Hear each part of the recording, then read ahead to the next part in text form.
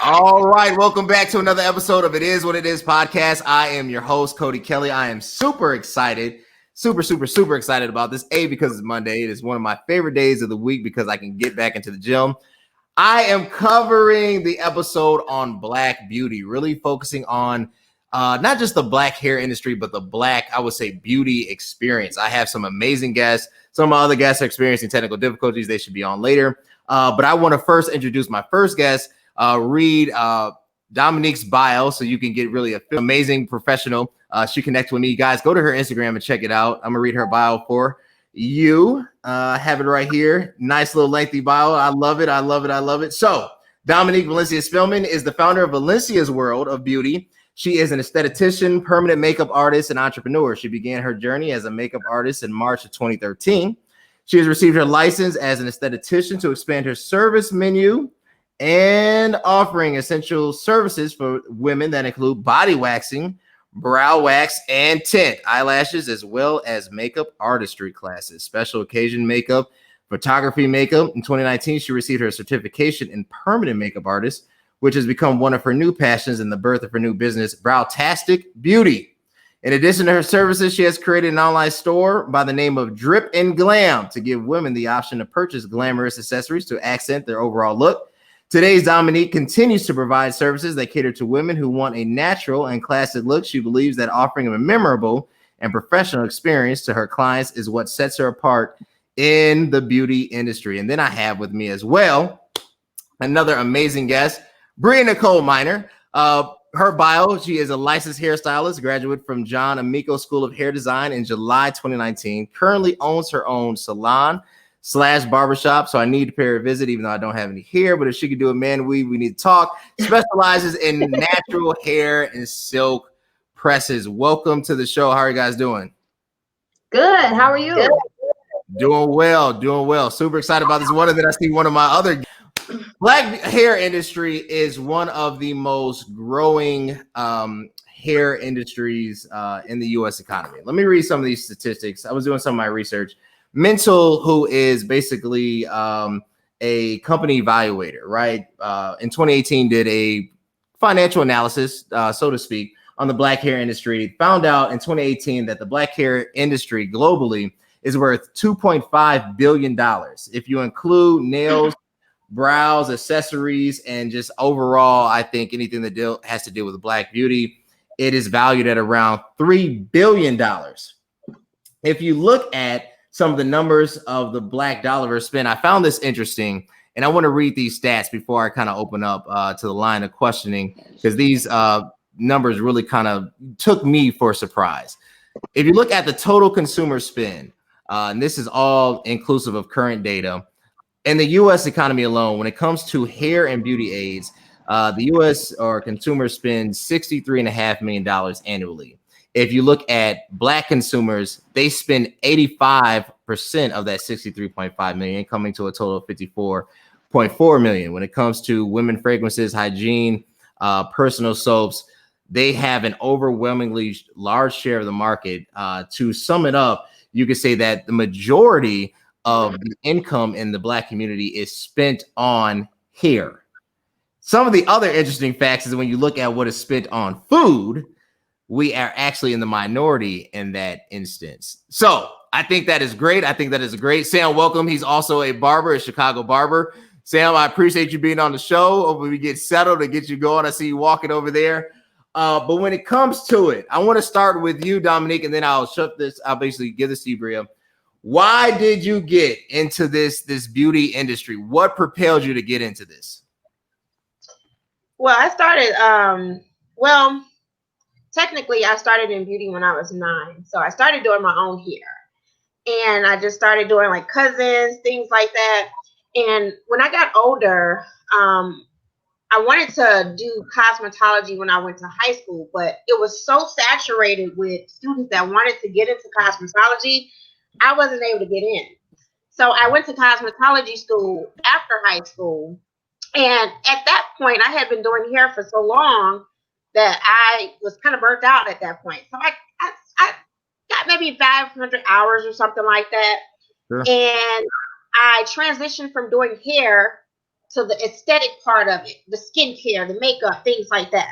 So that's what inspired me to get into the hair industry, is just me being as a child planning my own hair, doing my doll's hair, things like that, and I really really fell in love with hair at that point. Hmm.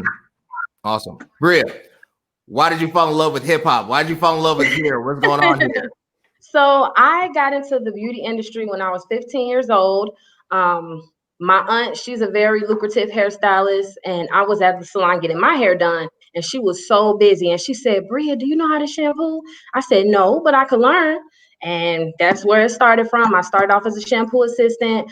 When I graduated from high school, I did go away to college, so I kind of hair is something that I kind of ran from, that burning passion inside of you that I just felt like, well, you know, I can't make any money doing hair. It's not like a real career or anything like that. So I just ran from it. On September 9th, 2017, I was laid off from my job. And of course, I was hurt. I was devastated. What am I going to do? And I just said, go to hair school. Go to hair school, do what you love. So I got another job within a month.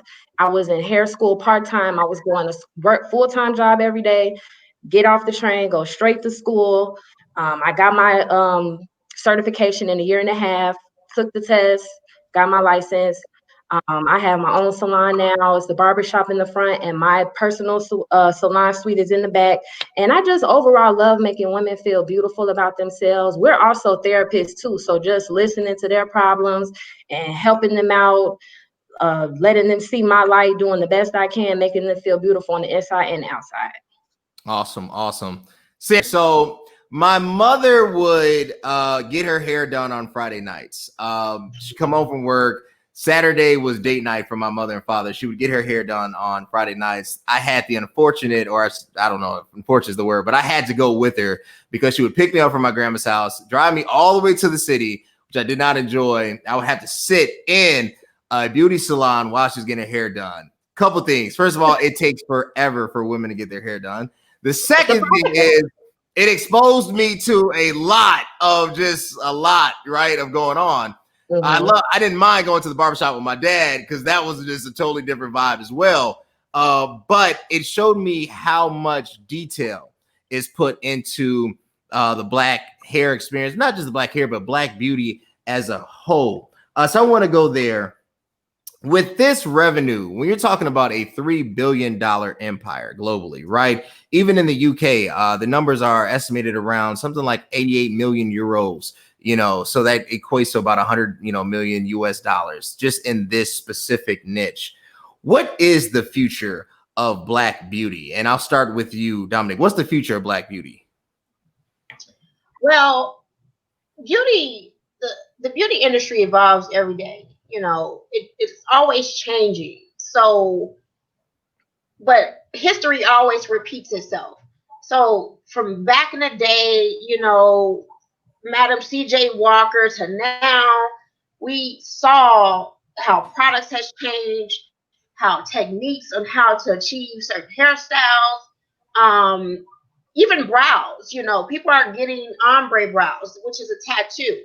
So even from that, being different from the technique, making it look more natural as opposed to just looking like Angry Birds. You know what I'm saying? So everything is changing. So I could see the future of beauty, the beauty industry being more even automated. You may have machines in the future that's washing people's hair, because they're trying to replace human beings with machines now. So I can see, because we are surrounded by technology, I can see our beauty industry entering into that realm as well. Bria, is there a push on your end? Are you seeing the introduction of automation of robotics basically taking place like you no longer need a washer, right? You'll have a robot to be able to do all the integral work. Is that a real threat toward this industry? I personally don't feel like it's a threat. I do see it. People try, it's starting slow with the booking sites and this and that and online, everything's a website. But I think there will always be a need for a hairstylist and a barber. it's only so much a machine can do. I'm not too threatened about it. I do believe they probably will try to move in that realm, but there's some things machines can do. Awesome. And I personally feel like hair is one of them. Sam, you with me now? What's going on, man? I'm sorry Hey, about that. I appreciate your effort, man. I saw you struggling. Man, You I had to are, go outside and everything. I was like, oh man, they're going to think I don't know what I'm trying to do, and I'm on my phone. I kind of forgot. I didn't forget, but I try to go to the gym first. Yeah, I got you. And I was like, so I'm still at the gym. I'm like dressed for. I don't know if y'all can tell, but I'm in the gym. You're But good. how's You're everybody good. I doing? can see you in the locker room as long as nobody comes, and sees you, whatever. So No, we're good. you're a barber, Yeah. Sam, and I can vouch for you. There are few barbers that I'd really vouch for. I'm talking about real skill. You, Appreciate that. my boy Devin Walmack, Dre Lewis. You know what I'm saying? Real Clipper talent. But there is an evolution in black male. I don't want to say beauty. That might not be the That's appropriate fine. word. But beauty, Fine. let's say beauty, right? Some dudes will do what handsomeness. Handsomeness, right? Man, What handsomeness. is We'll go with that? that. What is that growing trend? When I was coming up and I had hair, it was just about trying to get waves. But now, there's all types of styles, and now you have the introduction of the man weave. So what are you seeing out there? All of that and the above. So at some point me and you have actually talked about this during the install. Like I see there's a market there for sure. Yeah. I'm trying my best to erase that stigma that men shouldn't get that, because hair is a big industry in of itself. And to tell a guy that, oh man, you shouldn't get that because that's only a woman's type of thing, it's all about enhancing, making yourself feel good about yourself. Right. Enhancing something, making you feel more confident. We don't want people walking around with low self-esteem or poor self-image. So if someone wants to get something on their head that makes them feel like, oh man, I feel better about myself, I'm gonna do that. You know what I mean? Like the evolution of hair is it's just with the times. I call it the nappy look. I don't know, everybody, they don't like that word, but like that natural curly look on guys, that's probably one of the most trendy things. You still got guys that like waves. You still got guys that you got the locks, and you got just the on top braids. It's so many different types of styles. You got to try. I try to make the experience not necessarily like the beauty shop, but I kind of want it to be that entire experience. Like women they're satisfied in a different way. Like they are relaxing. The beauty shop, they talk, but like it's a lot of soothing, relaxing things. And the guys kind of get some of the same thing. I still go to my own personal barber. I don't like cutting my own hair. That's just how I feel. But like it's a relaxing, kind of mellow, chill vibe, and that's why I try to bring as a barber. Like man, sit back, relax. You ain't got to worry about nothing. I'm hooking your hair up, and that's it. Is there let me say this. Let's take it up a notch. So the reason why Sam and I discussed this possible install of a unit, because I got tired of people confusing me with my grandfather. I love my papa to death. God rest his soul. We're not the same person. I don't need somebody coming up to be like, Bishop, I'll be like, hey, it's just an awkward feel on my end. I like it. My wife likes the bald head. It doesn't bother me, but I do miss having something up here, right? Right. But is there controversy when it comes to black hair, right? There's certain do's and don'ts, these things that are taught, and for whatever reason, it has been expressed. Now you see kind of more like the Cam Newton type style, right? Mm-hmm. Where 5 years ago that would have been a no-no, and 10 years ago definitely not, right? So I'll start with you, Sam, then Dominique. Are there do's and don'ts? Or are let me rephrase, are there phobias in the black hair or the black beauty industry? And I'll start with you, Sam, Dominique, and then Bria. I like that a little bit better. It is definitely still phobias, because I have a client currently that he doesn't like to wear his full beard, right? Like I'm a beard guy, obviously I got a beard. And like he's like, oh man, I gotta cut it all off because I got an interview. Or I got a guy that like he wears the natural curl. Oh man, I think I need to cut it off because I got an interview. What like that is a phobia. Like, why do I need to change my outward appearance as long as I could do the job correctly? That has a lot to do. It's a little bit more in depth than just phobias. It has a lot to Mhm. do with our heritage and how upbringing in slavery and things of that nature. But we as a people, we actually feel that way. Like they feel like as though I need to look a certain part so I can get this kind of corporate type of job. I personally think that's a negative insight. That's making someone feel as though they're lower than some because of their hairstyle.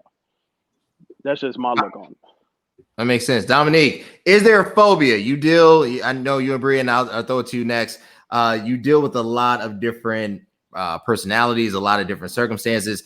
Is there fear? Is there like, I would get this, but I'm afraid that my job might think this looks ghetto or something like that? Is there fear or is there a phobia in the Black beauty industry?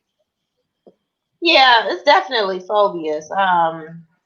My personal phobia is tackiness, but I mean, some people may think one thing is tacky, and then others may not think it's tacky. Like, for example, lace fronts. I've seen people with natural looking lace fronts. I mean, it's only so natural you can make a lace front look. Mhm. However, I've seen people where you could see where the hairline is, and you can see it very, very well. Or it's a bunch of makeup on it, it's a bunch of cake, and it's a lot of glue, and you can just see it all just pressed in, and it looks tacky to me. But Mhm. some people may think that their hair is laid to the side. But me personally, I feel like things should look flawless. It should look natural.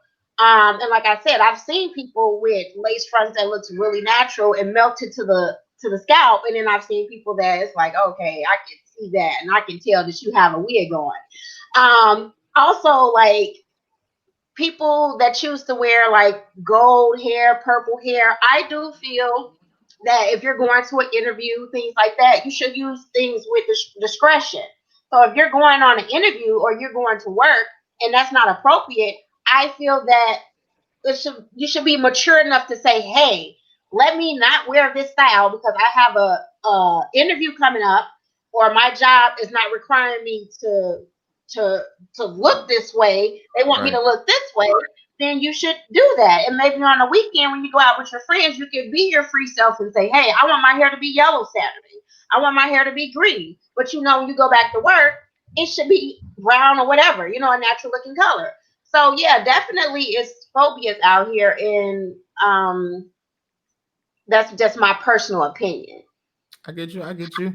Bria, I like that. I mean, that makes a lot of sense. I've seen a lot of different hairstyles, a lot of things that have been very noticeable. Um, Phobias. One of the laws that has been championed by like Ayanna Presley, Congresswoman, excuse me, Ayanna Presley, Congresswoman AOC, Rashida Tlaib, others who have fought for the right of Black women to wear their natural hair. I believe it's the Crown Act or the Crown Law.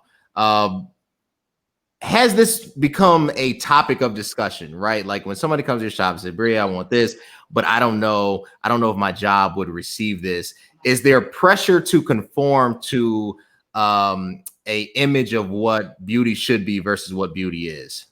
Absolutely. Um, I have several clients that just don't feel comfortable if they don't have weave in their hair. They don't feel comfortable, even if their natural hair is beautiful. It's just, I guess, what women want. And I agree with everything that I've heard so far, as far as even those clients that want to keep it professional, sometimes want to go outside of the box. And also with what Dominique was saying, when I was in school, we learned about face shapes, oval faces, diamond faces. You have to do, hairstyles that are appealing to your face shape, your body size. So all of that type of stuff does go into effect, and it can have a negative stigma, I guess, on what a woman should look like. And then we also have social media, we have magazines of telling us what beauty is. And I personally think that's why the beauty industry is so lucrative financially, because women see these things and they want to look the same exact way. That makes sense. We'll talk about that beauty, Bria, and then Dominic. Now I'll throw it to you, Sam. Tell me about that. The beauty that is supposed to happen. Me, I I don't really. I mean, I don't know if I have a preference. Like my wife, you know, she can pretty much get anything. I don't really care if she has weave. I like her natural hair personally. If she was bald and looked like Amber Rose, it wouldn't bother me. I never put value in it because I thought that it was like superimposed image. It wasn't what was natural, right? And I saw a lot of gravitating toward this imagery that is false. I think Black women, especially when it comes to their natural look, is untapped potential, right? Its beauty is amazing. So tell me about that, right? So like, what is the beauty standard? When I remember as a kid, there was a poster on the barbershop wall, and it would had a list of numbers and then what you could get, and somehow this was the standard or the box. Tell me about that standard first, Bria, then Dominique, and then you, Sam. So, at least for weave, I know, back in the day, maybe they had bleaching creams and things like that. Women wanted lighter skin. They wanted straight hair. They wanted long hair, things like that. And like I said, nowadays we have social media. We have all these Instagram influencers. We have celebrities, basically defining what beauty is, and women just they want that look.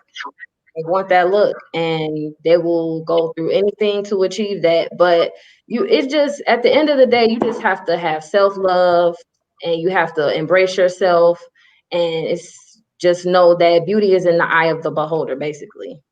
Awesome, Dominique. So that look, what is? And I've seen it. I've seen the Instagram look. Is that the look? Do they come in and say, "I need to be this"? Right? What is that look? Yeah, I mean, me being a makeup artist, definitely people come in and they bring pictures and they say, "Hey, this is what I want my makeup to look like," or "This is because I still dibble and dabble in hair too. This is what I want my hair to look like," and I'm looking like sometimes people think things are.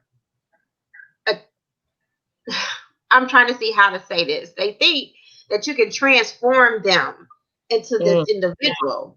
Yeah. And a lot of times it's like, well, for example, if somebody come in with pencil thin brows, they want me to make their brows look like they're full with hair. I'm like, well, I'm not a plastic surgeon, but I can achieve that similar look with tint or with a tattoo.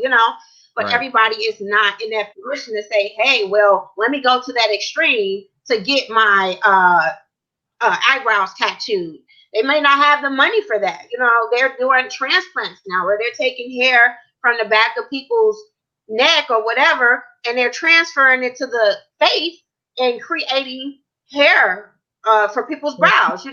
So everybody don't have the money for that. You know what I'm saying? But they want that look.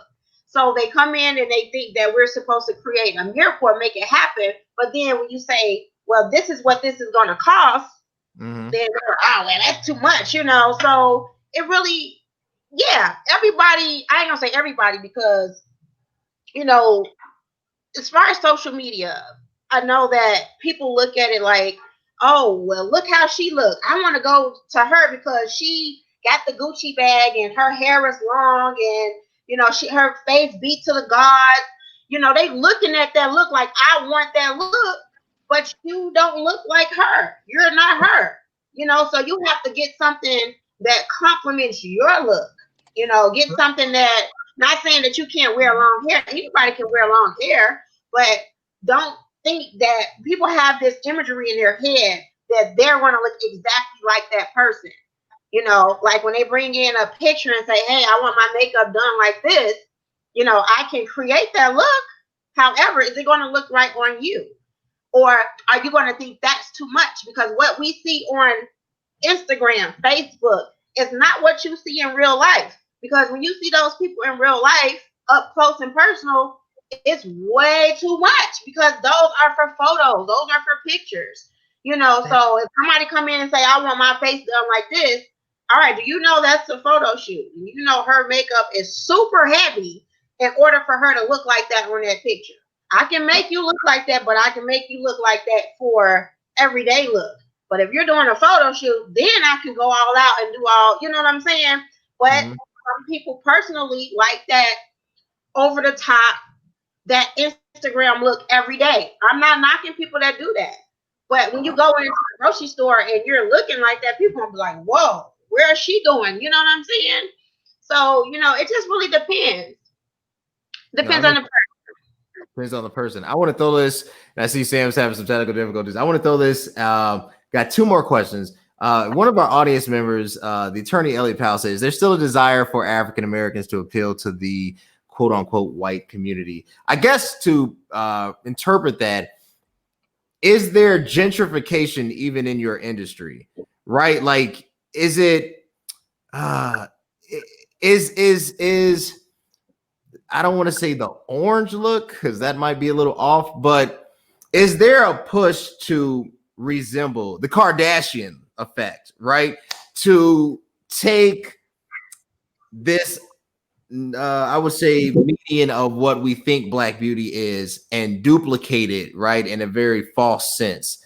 Do you see like kind of external pressures, like if because I remember growing up in the suburbs, grew up in Orland Park, predominantly white, they wouldn't get weave, they would get hair extensions. It's kind of like the same thing, right? So is there a push for gentrification even in your industry?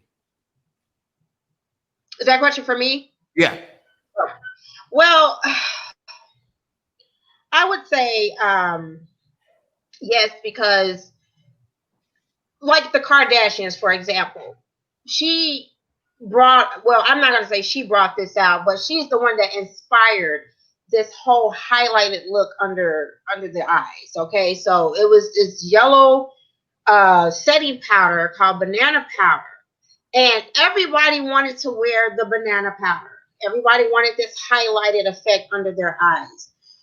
Then after everybody started wearing that, it made some people look like clowns because it don't go with your skin tone. Okay, It doesn't go with your look. It fits Kim because she had a professional makeup artist do it. Okay, she had a professional makeup artist that knew what they were doing to do this. So then you had the African American girls, dark skin like me, Rhea's skin tone that wants to do the banana powder. And now when you take pictures and the flash come on, now you're looking like, really scary. And,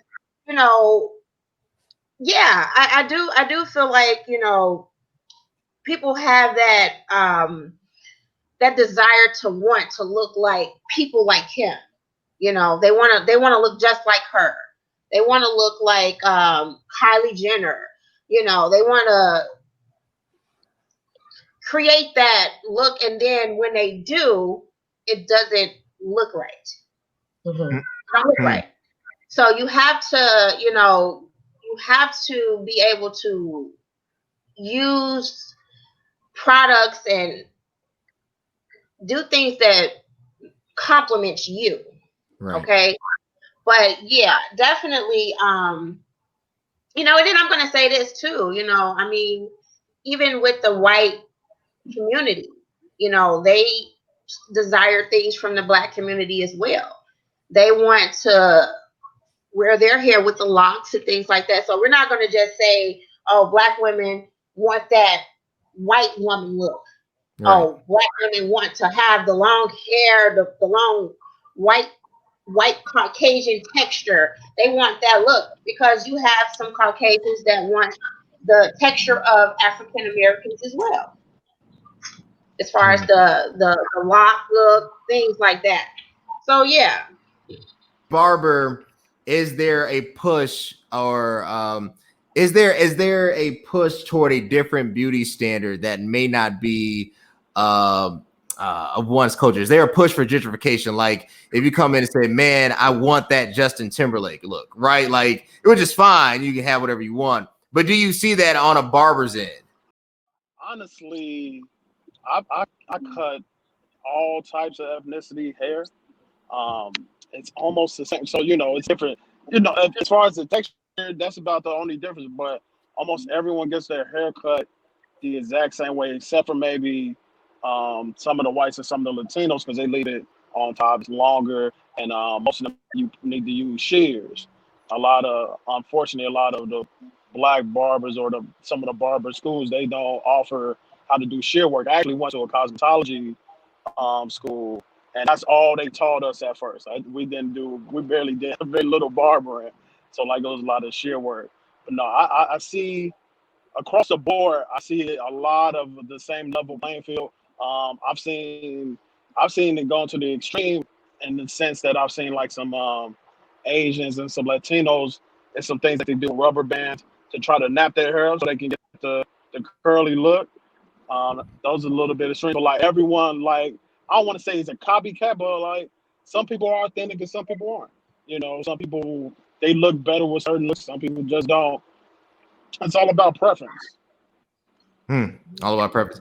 Briaz, for that preference, do you feel pressured? And it's fine. The client has the right to choose whatever look that they would like. They're paying for it at the end of the day.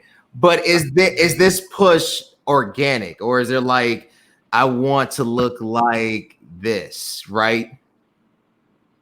Yeah, it's like that. The client, they'll show you a picture and say, I want this. I want this. But I agree with what Dominique said earlier. Sometimes you have to even just gracefully decline and bow out and just say, you know what, type of hair that you have, I understand this is the style that you want, but we will not be able to achieve it due to XYZ or for whatever reason. Because like Dominique was saying, we do change lives. We care or aesthetics or whatever we do, but we're not magicians. So I don't know about it. No, I absolutely agree. People love to show you pictures. Like, hey, I want this right here. And I've gone accustomed to doing this. I'm like, okay, man, and I don't mind pictures. Right. I don't mind them. But I always I'm like, just know that person on there, that's them, and you gonna still look like you after I'm done. So I'll get as close to the style that you want me to get to. I got you. I get like weird, like the mohawk. Oh man, I want to look just like this. No, man, I'm not a surgeon. I'm just I'm gonna get you to where I think you need to be, but you still gonna look like you at the end of the day. So I always tell people that I love pictures. I don't mind them, but just know that you still you when you get out of my chair. You still you. Look, I appreciate you guys. What's up, Dominique? Go ahead.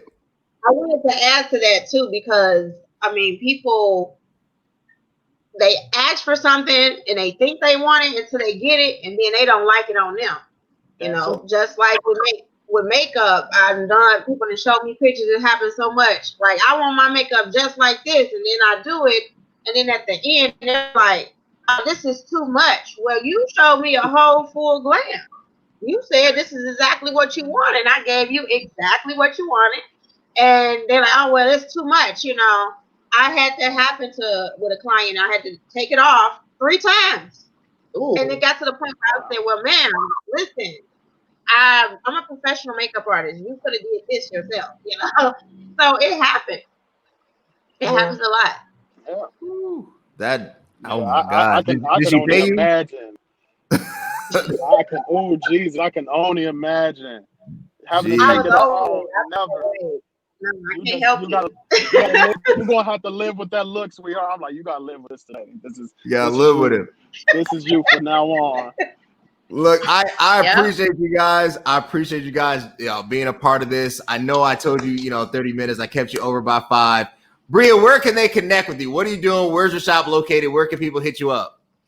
My shop is located in Stager, Illinois, 432 West 34th Street. It's called Access Granite Hair Studio.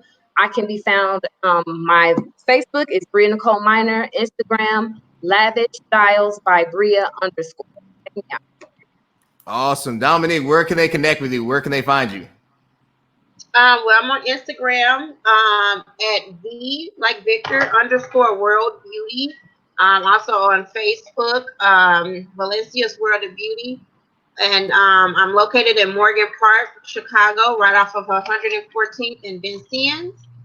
And my website is www.valenciasworldofbeauty.com. Awesome. And Sam the man, you driving? I know. Where can they find you right now? Where you on your way? I'm trying. So you can find me on Instagram and Facebook. So Instagram is SJP_EST1988. Sam J Passion at Facebook. My own personal shop is on 82nd and King Drive, and I also work at another shop in Dalton, 97 Barbershop. That's located 15033 Woodlawn Avenue in Dalton, Illinois. Awesome. Look, audience, connect with these individuals. They are amazing. Just hairstylists and beauty aestheticians, just amazing, just makeup artists, amazing, just talent.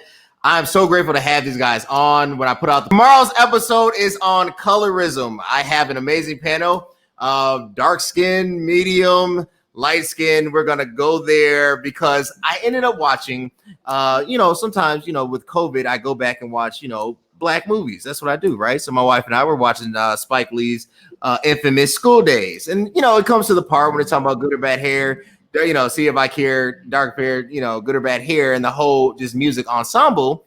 And I realized, like, man, this issue of colorism has been an old issue. It's an ongoing talk, right? So we're going to go there tomorrow. We're going to talk about it. What it's like to be light skinned, what it's like to be dark skinned, what it's like to be brown skinned. I have experienced a great deal of insight of being light skinned in the world of America. So let me in on that one too.